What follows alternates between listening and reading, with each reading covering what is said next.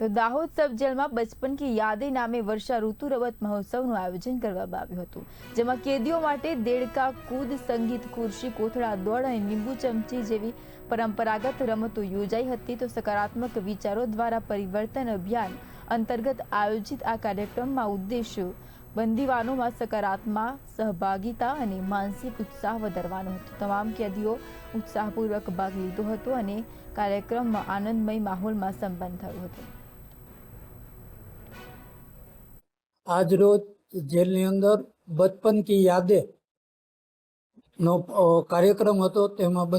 अलग अलग उमरना अने तेमा संगीत खुर्ची, देडका कूद, लींबू चमच अने कोथळा कूद आनो अलग केटेगरी में हरीफाई आयोजन करवामां आवेल। एमां 1, 2, 3 नंबर प्रथम, बीजो अने त्रीजो आवनार ने 15મી ઓગસ્ટના દિવસે પ્રમાણપત્ર જેલ તરફથી આપવામાં આવશે।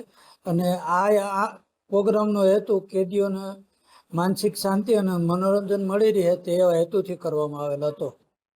ડોકી જેલ દાહોદ ખાતે બંદીવાન મિત્રો માટે વર્ષા ઋતુ ખેલનું આયોજન કરવામાં આવ્યું।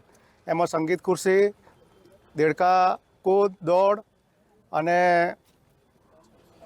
બીજી ઘણી બધી રમતો રમવામાં આવી અને એમાં દરેક બંદીવાનોએ ભાગ લીધો, ખૂબ ઉત્સાહથી ભાગ લીધો। અને આ પ્રસંગે આ જેલમાં આટલો બધો સરસ મજાનો કાર્યક્રમ થયો એ માટે જેલ સ્ટાફના શ્રી સુપ્રિન્ટેન્ડન્ટ શ્રી ગમારા સાહેબ, સુબેદાર સાહેબ શ્રી અને સૌ સ્ટાફ ખૂબ આનંદનો આજનો વિષય રહ્યો। બધા ખુશ થઈ ગયા, આનંદ થઈ ગયો બધાને। આવી રમત વારંવાર થાય, વોલીબોલ કે બીજી ચેસ કે બીજી કેરમ કે બધી સ્પર્ધા થાય એવું આયોજન થાય એવું આજની તબક્કેમાં દાહોદ સબ જેલમાં અલગ અલગ વિભાગમાં જે રમોત્સવ રાખવામાં આવ્યો એમાં ખુરશી સંગીત વિભાગમાં રાખવામાં આવ્યો, લીંબુ ચમચી વિભાગમાં રાખવામાં આવ્યો છે, તો તેમાં કોથળા દોડ રાખવામાં આવી હતી। પછી એના પછી દેડકા કૂદ રાખવામાં આવ્યું હતું।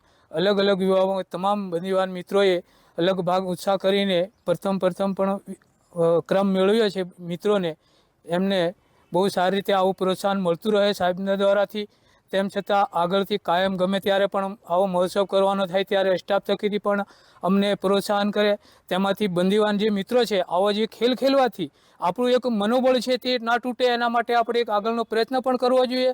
આવું કરીએ ને તો આપણે શરીર પણ સ્વાસ્થ્ય રહે છે, એના માટે પણ આવું કરતા રહેવું જોઈએ કાયમ।